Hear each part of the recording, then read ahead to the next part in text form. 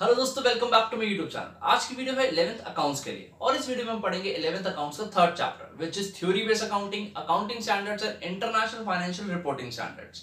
वैसे तो अकाउंट्स को एक प्रैक्टिकल सब्जेक्ट बोला जाता है, बट उस प्रैक्टिकल पे एक स्ट्रॉन्ग ग्रिप बनाने के लिए आपको स्पेशली इस चैप्टर की थ्योरी पे पकड़ बनाना बहुत जरूरी है। और इस चैप्टर की थ्योरी आपको 11th क्लास में तो काम आएगी, इवन 11th के बाद भी जब तक आप अकाउंट्स पढ़ोगे इस चैप्टर की थ्योरी आपको जरूर काम आएगी। So without wasting time let's get into today's video और चलिए सीखते हैं।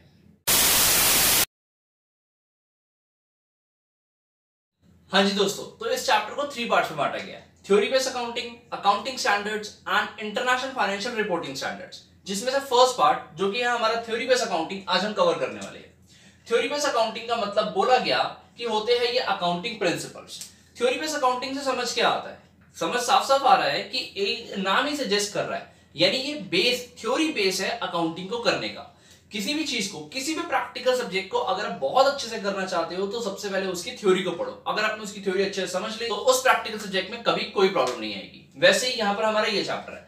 थ्योरी बेस्ड अकाउंटिंग कहता है कि थ्योरी बेस्ड अकाउंटिंग का मतलब है अकाउंटिंग प्रिंसिपल्स। अकाउंटिंग प्रिंसिपल्स का क्या मतलब होता है? हिंदी में बोला जाता है सिद्धांत, यानी कि लेखांकन के सिद्धांत। हम यहाँ पर अकाउंटिंग प्रिंसिपल्स को पढ़ रहे हैं। प्रिंसिपल्स होते हैं basically guidelines for preparing financial statements. देखो, किसी भी काम को करने के लिए कुछ प्रिंसिपल्स, तरीके बने हुए होते हैं कि अगर आप इस तरीके से वो काम करोगे तो बेस्ट पॉसिबल वे में हो जाएगा और जल्दी हो जाएगा। वैसे ही हमारे अकाउंटिंग प्रिंसिपल्स बने हुए हैं हमारी फाइनेंशियल स्टेटमेंट्स को अच्छे से बनाने के लिए, गाइड करने के लिए कि आप इस तरीके से अपनी फाइनेंशियल स्टेटमेंट्स को बनाओ तो आपके फाइनेंशियल स्टेटमेंट्स बहुत अच्छे से बनेंगी। बेसिकली अकाउंटिंग प्रिंसिपल्स एक पैरामीटर, एक बाउंड्री तय कर देते हैं कि आपने इस बाउंड्री के अंदर रह के अपने फाइनेंशियल स्टेटमेंट्स को प्रिपेयर करना है, इससे बाहर नहीं निकलना। अकाउंटिंग प्रिंसिपल्स को फर्दर 2 पार्ट्स में बांटा गया।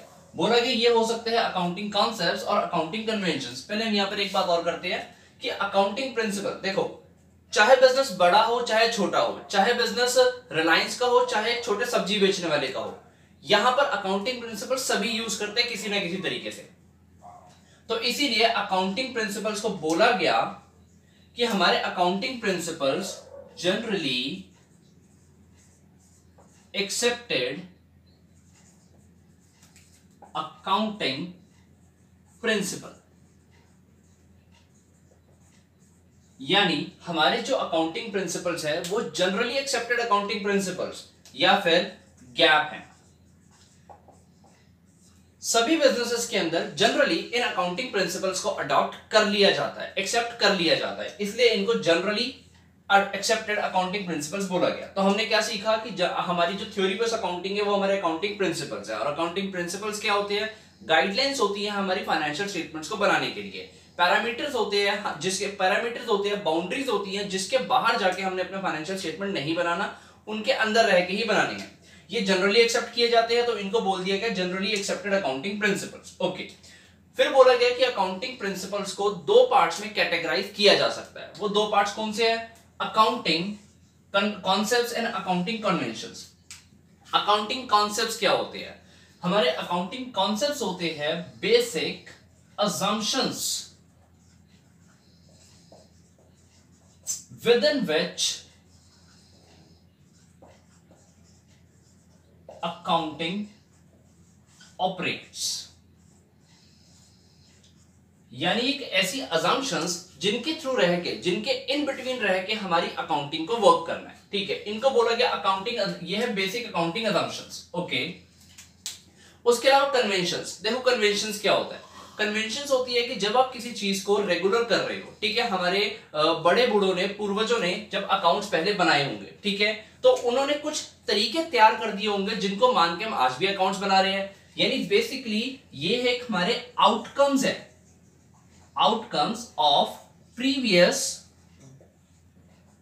प्रैक्टिसेस, यानी हमारे अकाउंट्स पहले कैसे बनते हुए आए हैं, उन्होंने एक बेस्ट पॉसिबल वे बना दिया होगा कि इसके थ्रू आप अकाउंट्स बनाओ तो आपके अकाउंट्स बहुत अच्छे बनेंगे। तो इनको बोल दिया गया अकाउंटिंग कन्वेंशंस। अकाउंटिंग प्रिंसिपल्स को 2 पार्ट्स में बांटा गया, कॉन्सेप्ट्स में, कन्वेंशंस में। हमने पढ़ लिया कि अकाउंटिंग प्रिंसिपल्स क्या होते हैं।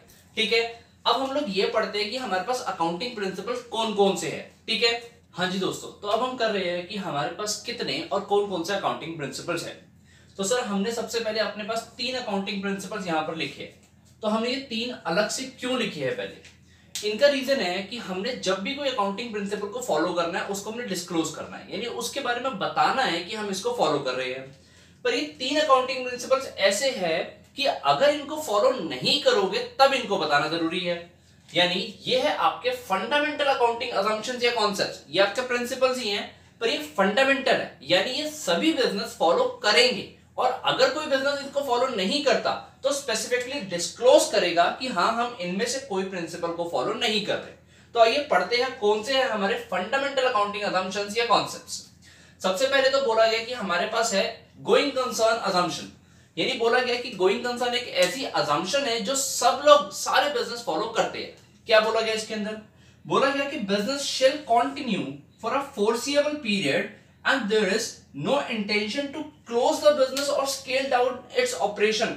यहां पर वर्ड आएगा scale down its operation significantly, यानी इस असम्पशन के अकॉर्डिंग बिजनेस का अपने आप को बंद करने का कोई इरादा नहीं है आने वाले टाइम में, और ना ही अपने बिजनेस को डाउन करने का कोई इरादा है। यानी जब भी एक बिजनेस को ओपन किया जाता है तो ये मान के किया जाता है कि हम इसको बंद नहीं करेंगे, चलने देंगे। ऑब्वियसली कौन सा बिजनेसमैन होता है जो ये सोच के बिजनेस करता है यार मैं तो इसको बंद कर दूंगा? ऑब्वियसली वो सोच के चलता है कि मैं इसमें तरक्कियां करूंगा, आगे बढ़ूंगा। तो बिल्कुल ये असम्पशन हमें बताती है कि बिजनेस मान के चलेगा shall continue for a foreseeable period, आने वाले समय तक चलता रहेगा, and there is no intention business को बंद करने की या उसके ऑपरेशंस को स्केल डाउन करने की भी कोई इंटेंशन नहीं होगी। अब ध्यान से देखो सर, यहां लिखा है कि स्केल डाउन करने की कोई ऑपरेशन नहीं होगी, यानी बिजनेस को हम कम नहीं कर सकते। सर ऐसे थोड़ा ना होता है, किसी ईयर में लॉस हो जाता है, किसी ईयर में मान लो मार्केट में रिसेशन है तो बिजनेस को डाउन तो करना पड़ जाता है। बिल्कुल, इसीलिए यहां पर वर्ड आया है कि बिजनेस के ऑपरेशन को हम सिग्निफिकेंटली स्केल डाउन नहीं करेंगे, यानी कि हम बिजनेस के ऑपरेशंस को ऐसा नहीं कर सकते कि मेरा बिजनेस सपोज मैंने सारी की सारी कैपिटल को विड्रॉ कर लिया, यानी आधी कैपिटल विड्रॉ कर ली, ऐसा नहीं कर सकता। हाँ, मार्केट में डाउनफॉल्स को, रिसेशन को देखते हुए बिजनेस के ऑपरेशंस को थोड़ा कम किया जा सकता है। तो ये थी अकाउंटिंग गोइंग कंसर्न असम्पशन जो कि सारे बिजनेसेस को फॉलो करनी है। इसके बाद सेकंड आती है हमारी असम्पशन कंसिस्टेंसी। कंसिस्टेंसी एक ऐसी असम्पशन है जो सभी बिजनेसेस को फॉलो करनी है। अगेन अगर आप इसको फॉलो नहीं करते तो इसका स्पेशल डिस्क्लोजर देना पड़ेगा कि हाँ हम ये फॉलो नहीं कर रहे। ये कहता है कि accounting practices once selected and adopted should be applied consistently year after year. आपने एक बार काम करते हुए जो प्रैक्टिसेस, अकाउंटिंग प्रैक्टिसेस को सिलेक्ट किया और अडॉप्ट कर लिया, ईयर आफ्टर ईयर उन्हीं को अप्लाई करोगे, उन्हीं को सिलेक्ट करोगे। ये कहती है कंसिस्टेंसी। सर ये क्यों, ऐसा क्यों? ये देखो, आपने अपनी परफॉर्मेंस को जज करने के लिए अपने बिजनेस को प्रीवियस ईयर से कंपेयर करना होता है। तो जब आपने कंपैरिजन करना होता है तो अगर आपने सेम तरीके से काम किया तो कंपैरिजन इजी रहेगा। यही मीनिंग है कंसिस्टेंसी का, यानी आपने सेम पॉलिसीज अगर एवरी ईयर लगाई होंगी तो आपका कंपैरिजन इजी रहेगा और आप काम अच्छे से कर पाओगे। तो कंसिस्टेंसी हमें यही बताता है। थर्ड है हमारा एक्रूअल असम्पशन। एक्रूअल असम्पशन हमें क्या बताता है? एक्रूअल असम्पशन कहता है a transaction is recorded in the books of accounts at the time when it is entered into and not when the settlement takes place। यानी हमने एक ट्रांजैक्शन को अकाउंट्स के अंदर तब रिकॉर्ड करना है जब वो एंटर्ड हुई है, and not when the settlement takes place. Sir थोड़ा अच्छे से समझाओ इसको। तो सुनो, आपने किसी पर्सन को सेल किया, आपके बिजनेस ने सेल किया, और वो सेल किया उधार पे, क्रेडिट सेल है, यानी अभी आपको उसके पैसे नहीं मिलेंगे। तो उसके पैसे जब फ्यूचर में मिलेंगे तो उसको आप रिकॉर्ड कब करोगे? अभी या फिर फ्यूचर में? एक्रूअल असम्पशन कहता है कि जब वो सेल हुई है तभी रिकॉर्ड कर लो, यानी इट डजंट मैटर कि आज आपको पैसे मिल रहे हो या नहीं मिल रहे हो। देखो अगर मिल रहे हो तब तो बहुत अच्छी बात है, पर अगर पैसे नहीं भी मिल रहे तब भी आप उसको आज ही रिकॉर्ड करो कि वो सेल आज की डेट पे हुई है। ये कहता है हमारा एक्रूअल असम्पशन। इसी तरीके से अगर मैं कोई एक्सपेंस करता हूं, यानी मैं कोई खर्चा कर देता हूं, सपोज मैंने परचेज किया है जिसके लिए मुझे पैसे देने हैं, अगर मैं आज पैसे दे देता हूं तब तो आज रिकॉर्ड हो ही जाएगा। बट अगर आज मैं पैसे नहीं देता और मैंने वो क्रेडिट परचेज की है, फ्यूचर में पैसे दूंगा, स्टिल मुझे आज की डेट पे रिकॉर्ड करना पड़ेगा। ये बोलता है एक्रूअल असम्पशन। तो तीन प्रिंसिपल्स यानी तीन असम्पशन जो फंडामेंटल है, going concern, consistency and accrual, मान के चलना है कि हर बिजनेस इनको फॉलो कर रहा है। अगर आप फॉलो नहीं करते तो इनको स्पेशली डिस्क्लोज करो कि हाँ हम इनमें से कोई असम्पशन को फॉलो नहीं कर रहे। हमारा जो नेक्स्ट टॉपिक होगा, जैसे इस चैप्टर के जो 3 पार्ट थे, theory based accounting and then उसके बाद अकाउंटिंग स्टैंडर्ड। अकाउंटिंग स्टैंडर्ड्स को हम पढ़ेंगे, उसके अंदर हम पढ़ेंगे अकाउंटिंग स्टैंडर्ड 1 जिसका नाम है disclosure of accounting policies. Disclosure of accounting policies कहता है कि अगर इनमें से कोई भी असम्पशन आप फॉलो नहीं कर रहे तो उसको स्पेशली डिस्क्लोज करो। बाकी सारे देखो, इसके अलावा और भी प्रिंसिपल्स है हमारे पास, उनको तो अगर हम फॉलो करेंगे तो डिस्क्लोज करना है, पर इनको डिस्क्लोज करना है जब हम फॉलो नहीं कर रहे। यानी सर अगर हम इनमें से सारी फॉलो कर रहे हैं तो जरूरत नहीं है डिस्क्लोज करने की, बिल्कुल नहीं है। ठीक है, तो हमने एक फंडामेंटल अकाउंटिंग असम्पशंस के टॉपिक को खत्म कर दिया। अब चलते हैं हम अपने बाकी अकाउंटिंग प्रिंसिपल्स की तरफ और देखते हैं वो भी क्या है। हाँ जी दोस्तों, अब हम स्टार्ट कर रहे हैं अपने मेन अकाउंटिंग प्रिंसिपल्स को, और हमारा पहला अकाउंटिंग प्रिंसिपल्स है अकाउंटिंग एंटिटी और बिजनेस एंटिटी प्रिंसिपल या कॉन्सेप्ट। क्या कहता है ये प्रिंसिपल या अकाउंटिंग कॉन्सेप्ट? देखो, हर अकाउंटिंग प्रिंसिपल कॉन्सेप्ट अपने आप में कुछ यूनिक बात कहेगा, और इसकी यूनिक बात ये है जो सबसे इंपॉर्टेंट है, ये वाला अकाउंटिंग प्रिंसिपल एक्चुअली पूरी अकाउंटिंग का बेस है, इसलिए इसको समझना बहुत जरूरी है। देखो, ये कहता है अकाउंटिंग एंटिटी और बिजनेस एंटिटी। इसके अकॉर्डिंग, यानी जो इस प्रिंसिपल में कहा गया कि बिजनेस और उसका ओनर, यानी बिजनेस को करने वाला owner, are to be treated as separate persons, यानी इन दोनों को अलग अलग ट्रीट किया जाएगा। सर और समझाओ इसको थोड़ा सा। देखो, बिजनेस और ओनर को सेपरेट ट्रीट किया जा रहा है, ऐसे समझते हैं। ये ओनर, ये है हमारे पास मिस्टर ए, इन्होंने एक बिजनेस स्टार्ट किया जिसका नाम रखा ए एंड कंपनी। ये बोला गया कि ए एंड कंपनी से अलग है, सेपरेट ट्रीट हो रहे हैं। ठीक है जी, यानी ये जो भी पैसा यहां पर लगाएंगे उस पैसे को बोला गया कैपिटल। जो भी ये बिजनेस में इन्वेस्ट करेंगे, ठीक है, कैपिटल यानी मैं बिजनेस चलाने के लिए उसमें पैसा लगा रहा हूं, तो बोला गया कि वो कैपिटल बिजनेस के लिए कर्जा बन गया, यानी बिजनेस ने वो कैपिटल वापस करनी है मिस्टर ए को। ध्यान से देखिए इस कॉन्सेप्ट को, ये बिल्कुल वैसा है कि अगर मैं मेरे दोस्त को लोन दूं, यानी मैं अगर किसी पर्सन को, दोस्त हो या कोई भी हो जिसको लोन दूं, तो यानी उस पर्सन ने मुझे वापस करना है। सिमिलरली यहाँ पर जो ए है वो बिजनेस के लिए एक तरीके से क्रेडिटर डील हो रहा है, यानी यहाँ पर बिजनेस का क्रेडिटर बन गया उसका ओनर, बिजनेस से पैसा वापस करना है इसको। अच्छा, तो एक तो कैपिटल वापस करना है, इसके अलावा बिजनेस जो भी कमाएगा वो भी तो इसी के लिए कमाएगा। यानी देखो, जो एक तो कैपिटल लगाया उसके थ्रू कर्जा बना ए के लिए, यानी और उसके अलावा जो भी कमाएगा वो भी कर्जा बन जाएगा ए के लिए। तो ये प्रिंसिपल में बोलता है कि owner and business are to be treated as separate person from each other. ठीक है, एंड बिजनेस के अंदर जो भी पैसा लगाएगा ओनर कैपिटल के लिए या फिर जो भी कमाएगा बिजनेस, वो सारा पैसा पेबल होगा बिजनेस के थ्रू ए को, यानी उसके ओनर को। हम बोल सकते हैं यहां पर जो बिजनेस के लिए क्रेडिटर होगा ए, यानी बिजनेस से वापस करना होगा। क्रेडिटर कौन होता है? जिसको पैसा देना होता है। हमने बेसिक अकाउंटिंग टर्म्स चैप्टर में पढ़ा था कि जिसको हमने पैसा देना होता है, तो बिजनेस के लिए क्रेडिटर बन गया ए। देखो, अकाउंटिंग एंटिटी और बिजनेस एंटिटी प्रिंसिपल ने हमें यह बताया कि बिजनेस का ओनर और उसका बिजनेस सेपरेट ट्रीट होंगे एक दूसरे से। ठीक है, अच्छा, तो यानी जो हम अकाउंटिंग कर रहे हैं, देखो हमारे पास तो दो पर्सन आ गए ना, और हम अकाउंटिंग कर रहे हैं, तो हमें जो अकाउंटिंग करनी है वो हमेशा अकाउंटिंग बिजनेस की करनी है, कभी भी अकाउंटिंग हमें ओनर की नहीं करनी। यानी देखो, हमें हमेशा ये मान के चलना है कि बिजनेस का ओनर, जो भी उसका ओनर है, वो उसके लिए एक क्रेडिटर है। बिजनेस ने अपने क्रेडिटर यानी ओनर के पैसे वापस करने। और अगर आपको डिटेल में समझाऊं कि अगर मैं किसी को पैसे उधार देता हूं तो उसने मुझे वापस करने हैं, उसके ऊपर वो इंटरेस्ट भी दे रहा है, सपोज वो कमा के दे रहा है। तो इसी तरीके से बिजनेस, यहां पर एक पर्सन है जिसको ओनर ने पैसा उधार दिया, ये इसको पैसा वापस ये वाला तो करेगा ही करेगा, इसके अलावा कमा के भी देगा। तो ये हमारा फर्स्ट कॉन्सेप्ट है कि बिजनेस एंटिटी कॉन्सेप्ट। ठीक है, जिसके थ्रू ओनर एंड बिजनेस अलग अलग पर्सन ट्रीट होते हैं। हमारा जो सेकंड कॉन्सेप्ट है वो बहुत ही इंटरेस्टिंग है, मनी मेजरमेंट।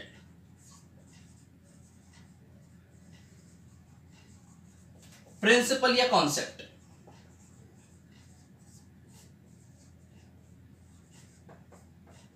क्या बोलते हैं मनी मेजरमेंट, प्रिंसिपल या कॉन्सेप्ट? देखो, हमने ना स्टार्टिंग में ही पढ़ा था कि अकाउंट के अंदर सिर्फ और सिर्फ देखो मेजरमेंट, अकाउंट की डेफिनेशन में वर्ड आया था हमारा मेजरमेंट। ठीक है, यानी जो चीजें मॉनेटरी वैल्यू में मेजर हो सकती हैं उन्हीं को अकाउंट्स में रिकॉर्ड किया जाएगा। यहां पर हमारा प्रिंसिपल भी यही बोलता है, यानी वो सारी चीजें जिनको आप मॉनेटरी वैल्यू में रिकॉर्ड कर सकते हो। सर ऐसा क्यों किया गया कि सिर्फ मॉनेटरी वैल्यू की चीजें ही आएंगी? ऑब्वियसली आप और कुछ रिकॉर्ड ही नहीं कर सकते, क्योंकि और किसी की रियल वैल्यू लगाई नहीं जा सकती। यानी सिर्फ वो चीजें जो मनी में वैल्यू की जा सकती है उनकी रियल वैल्यू लग सकती है, अदरवाइज किसी की वैल्यू आप बता ही नहीं सकते कितना है, तो सिर्फ वो चीजें रिकॉर्ड होंगी। या फिर मैं बोल सकता हूँ एक कॉमन डिनोमिनेटर हो गया कि सारे बिजनेसेस मनी की चीजों को रिकॉर्ड करते हैं, तो कॉमन डिनोमिनेटर है, कॉमन करेंसी में रिकॉर्ड हो रही है चीजें। यानी ऐसी कोई भी चीज जो मनी के अंदर रिकॉर्ड नहीं हो सकती, मनी के अंदर वैल्यू नहीं लग सकती और रिकॉर्ड नहीं होगी, चाहे वो बिजनेस के लिए कितनी ही इंपॉर्टेंट चीज क्यों ना हो। सर एग्जांपल बिजनेस के एम्प्लॉइज कितने इंपॉर्टेंट है, एम्प्लॉइज ही तो बिजनेस को कमा के देते हैं, ठीक है, बट स्टिल अगर एम्प्लॉय की कोई वैल्यू नहीं लगा सकता तो इसीलिए एम्प्लॉइज को रिकॉर्ड नहीं किया जाता फाइनेंशियल ट्रांजैक्शन में। फाइनेंशियल ट्रांजैक्शन में एसेट्स, लायबिलिटीज जिनकी मॉनेटरी वैल्यू लग सकती है वही रिकॉर्ड होता है। तो ये थे हमारे पास दो कॉन्सेप्ट। आइए देखते हैं अगला कॉन्सेप्ट।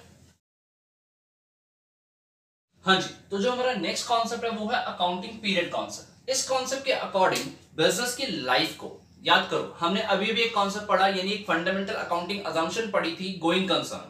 गोइंग कंसर्न के अकॉर्डिंग बिजनेस तो फोर्सेबल पीरियड तक चलता रहेगा, उसको बंद करने की कोई इंटेंशन नहीं है। अरे पर आपको ये तो पता होना चाहिए ना कि आपका बिजनेस कैसा परफॉर्म कर रहा है, तो इसीलिए एक कॉन्सेप्ट बनाया गया अकाउंटिंग पीरियड कॉन्सेप्ट। इसके अकॉर्डिंग बिजनेस की लाइफ को स्मॉल पार्ट्स में डिवाइड करो। जनरली हम लोग 1 ईयर की लाइफ में डिवाइड करते हैं, यानी ईयर बाय ईयर बिजनेस की लाइफ को यानी बिजनेस की परफॉर्मेंस को जज करते हैं। तो हमने उसको स्मॉल पार्ट्स में, ये हमारे बिजनेस की लाइफ है, ये तो चलती रहेगी, एंड पीरियड तक चलती रहेगी, ठीक है, तो इसको हमने पीरियड्स में डिवाइड कर लिया कि हर पीरियड के बाद बिजनेस की परफॉर्मेंस को जज किया जाएगा। तो अकाउंटिंग पीरियड कॉन्सेप्ट बोलता है कि बिजनेस की फुल लाइफ को स्मॉल स्मॉल पार्ट्स में डिवाइड कर लो, जिससे क्या होगा कि आपको बिजनेस की परफॉर्मेंस पता लगती रहेगी और कंपेयर करते रहोगे पिछले पीरियड से। सपोज यहां पर एक परफॉर्मेंस निकली, बेसिकली ईयर एंड हुआ, यहां पर हमने अपना प्रॉफिट एंड लॉस जज किया, क्या था क्या नहीं था। जब ये वाला ईयर एंड होगा तो इस प्रॉफिट एंड लॉस को इससे कंपेयर किया जा सकता है। तो अकाउंटिंग पीरियड कॉन्सेप्ट कहता है कि अपने बिजनेस की लाइफ को डिवाइड करो और अपने परफॉर्मेंस को जज करो। बेसिकली देखो, गोइंग कंसर्न के अकॉर्डिंग बिजनेस चलता रहेगा, पर जब भी आप किसी पर्सन से डील करोगे, सपोज बैंक में लोन लेने जा रहे हो, तो बैंक बोलेगा कि लाओ दिखाओ अपने फाइनेंशियल स्टेटमेंट, दिखाओ कितना प्रॉफिट लॉस कमाते हो, हमें देखें, तब हम आपको लोन देंगे। पर अगर आपने कभी अपने बिजनेस को क्लोज ही नहीं किया होगा, उसके पीरियड को दिखाया ही नहीं होगा, तो कभी आप कर ही नहीं पाओगे। तो इसीलिए बिजनेस को स्मॉल पार्ट्स में डिवाइड किया, उसके परफॉर्मेंस को जज किया, उसके रिजल्ट्स को निकाला और इसके बेस पे ही आगे आने वाले सिग्निफिकेंट डिसीजंस को लिया गया। तो ये था अकाउंटिंग पीरियड कॉन्सेप्ट, बहुत ही आसान कॉन्सेप्ट। इसके अलावा हमारा जो नेक्स्ट कॉन्सेप्ट है वो है फुल डिस्क्लोजर। नाम से ही पता लग रहा है कि फुल डिस्क्लोजर कॉन्सेप्ट कहता है कि बिजनेस की सारी इंपॉर्टेंट चीजों को अच्छे से डिस्क्लोज करो, पब्लिक को अंडरस्टैंडेबल होना चाहिए, जो भी आपके बिजनेस में इन्वेस्ट करने जा रहे हैं उसको अंडरस्टैंडेबल तरीके से समझ आना चाहिए कि आपके बिजनेस में क्या चल रहा है। सारी इकोनॉमिक ट्रांजैक्शंस को रिकॉर्ड करने की बात कर रहा है सही तरीके से, फुल डिस्क्लोजर करने से। सर हमें सब कुछ डिस्क्लोज करना है? नहीं, हमारा अगला कॉन्सेप्ट इसी से जुड़ा हुआ है, पहले मैं आपको बताता हूं। हमें वो चीजें डिस्क्लोज करनी है जो इंपॉर्टेंट हो। अब इंपॉर्टेंस कैसे पता लगती है? इंपॉर्टेंस पता लगती है बिजनेस के साइज के अकॉर्डिंग, यानी मेरे बिजनेस के साइज के अकॉर्डिंग जो जो चीजें इंपॉर्टेंट है। सपोज मैं आपको एग्जांपल देने की कोशिश करता हूं, जो कि हमारा नेक्स्ट कॉन्सेप्ट भी बनेगा। रिलायंस जैसे बिजनेस के लिए अगर कोई 1 लाख रुपए की चीज भी है तो उसके लिए इतनी सिग्निफिकेंट नहीं है, पर जिस बिजनेस की कैपिटल टोटल 10 लाख रुपए की है उसके लिए 1 लाख रुपए बहुत ज्यादा सिग्निफिकेंट चीज है। तो यहां पर वो कह रहा है कि फुल डिस्क्लोजर में आपको सारी इकोनॉमिक ट्रांजैक्शंस का बहुत अच्छे से डिस्क्लोजर देना है, लीगल हो फाइनेंशियल हो, आपको उसको डिस्क्लोज देना है। सपोज आपके बिजनेस के ऊपर एक केस चल रहा था, यानी आप उसमें गलत नहीं थे बट अभी एक केस चल रहा था, आपने किसी पार्टी के साथ इन्वेस्टिंग कर रहे थे, यानी एक डील हो रही थी, आपने उसको बताया ही नहीं कि आपके बिजनेस के ऊपर एक केस चल रहा है, जो कि एक गलत बात है। यानी अगर आपके बिजनेस के ऊपर एक केस चल रहा है जो कि उस डील से रिलेटेड है, भले आप उसमें गलत नहीं हो, स्टिल आपको वो चीज डिस्क्लोज करनी पड़ेगी। ये कहता है full disclosure concept, full disclosure principle, कि आपको सब कुछ डिस्क्लोज करना है। नेक्स्ट कॉन्सेप्ट है हमारा मटेरियलिटी।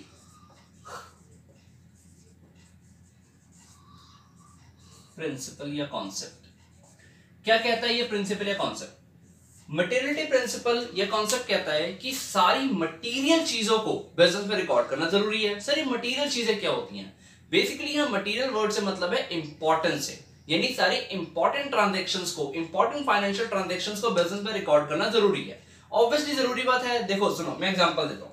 अब मटेरियलिटी को कैसे जज किया जाता है कि कौन सी चीज हमारे लिए इंपॉर्टेंट है, कौन सी नहीं है? ये जज किया था बिजनेस के साइज के अकॉर्डिंग। मैंने आपको अभी एग्जांपल दिया था फुल डिस्क्लोजर करवाते हुए कि अगर रिलायंस की बात करें तो उसके लिए 1 लाख रुपए की चीज कुछ भी नहीं है, पर अगर 10 लाख रुपए वाले कैपिटल के लिए बंदे की बात करें तो उसके लिए तो बहुत ज्यादा है। अच्छा, हम बात करें 2-3 हजार रुपए की, तो जिसकी 10 लाख रुपए की कैपिटल लगी है उसके लिए 2-3 हजार की चीज कुछ नहीं है, पर जिसकी कैपिटल ही 50,000 की लगी हुई है, 1 लाख की लगी हुई है, उसके लिए 2-3 हजार की चीज भी मटेरियल है।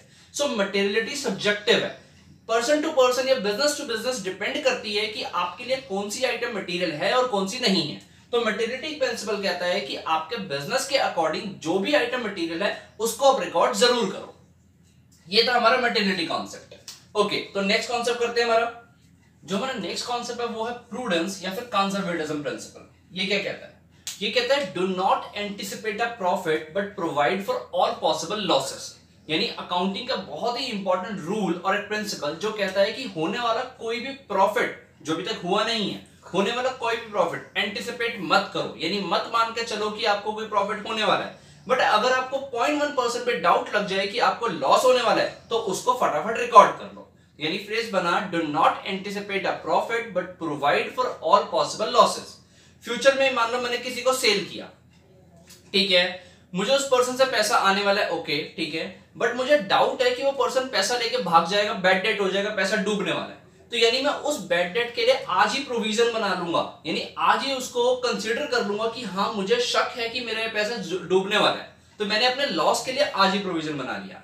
बट मैंने ये नहीं बोला कि यार मुझे नेक्स्ट मंथ 10 लाख रुपीस, देखो मार्केट के हिसाब से अब ऐसा चल रहा है, सपोज नेक्स्ट मंथ दिवाली है, तो नेक्स्ट मंथ दिवाली में मुझे सेल मेरे बिजनेस की अच्छी होने वाली है, तो मैंने आज ही प्रॉफिट रिकॉर्ड करना शुरू कर दिया। मैं ऐसा नहीं कर सकता, यानी भले ही मेरे पास पूरे 100% चांसेस हो कि मेरे पास प्रॉफिट होने वाला है, तब भी मैं उसको रिकॉर्ड नहीं करूंगा। ये मेरा अकाउंटिंग का रूल है।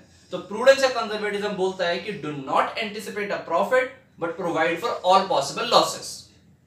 हाँ दोस्तों, आज की वीडियो में हमने थ्योरी बेस्ड अकाउंटिंग की बात करी और आज की वीडियो में हमने देखे कि अपने अकाउंटिंग प्रिंसिपल्स क्या होते हैं। अकाउंटिंग प्रिंसिपल्स में हमने फंडामेंटल अकाउंटिंग असम्पशंस को समझा, उसके अलावा हमने 6 अकाउंटिंग प्रिंसिपल्स भी किए। नेक्स्ट वीडियो में हम अपने इस अकाउंटिंग प्रिंसिपल्स को आगे बढ़ाएंगे। वीडियो को लाइक करो, अपने दोस्तों के साथ शेयर करो, और अगर फिर भी कोई डाउट रह जाता है तो मुझसे नीचे कमेंट सेक्शन में पूछो। मुझे अदर सोशल मीडिया हैंडल्स पे भी फॉलो कर सकते हो, लिंक आपको नीचे डिस्क्रिप्शन में मिल जाएगा। चैनल को सब्सक्राइब करना बिल्कुल मत भूलना। मैं आपसे मिलूंगा नेक्स्ट वीडियो में। Thank you.